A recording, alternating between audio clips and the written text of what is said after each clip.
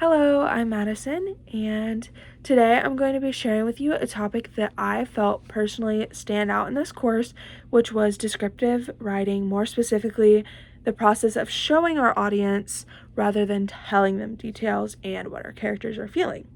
If you're confused, don't worry. I was also very confused whenever I first heard this.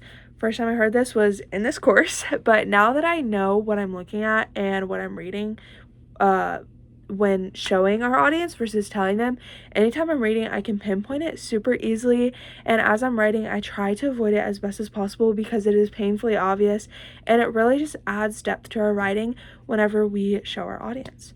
So I feel that it would be best to look at a piece of my own example so that way we can debrief it after. So at first I wrote, I was crying and the cold air made me shiver. And in the corrected version, I wrote, the cool breeze freezes my wet face, sending a shiver down my spine. The relevance of this line in context already shows my audience that I was sad and it was cold.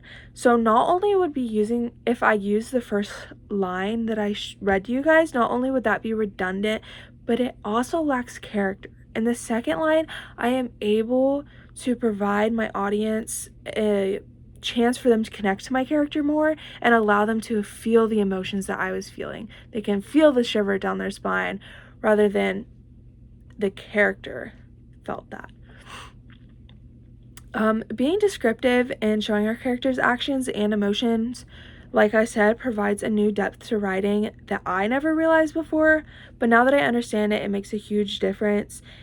And to me, this advice makes sense as it goes more in depth as to a feel when you're writing. It's more of a feel rather than specific words that you need to use. This generalizes it to more any type of writing that you use versus just creative writing. Any writing can be made more interesting if you show your audience versus tell them.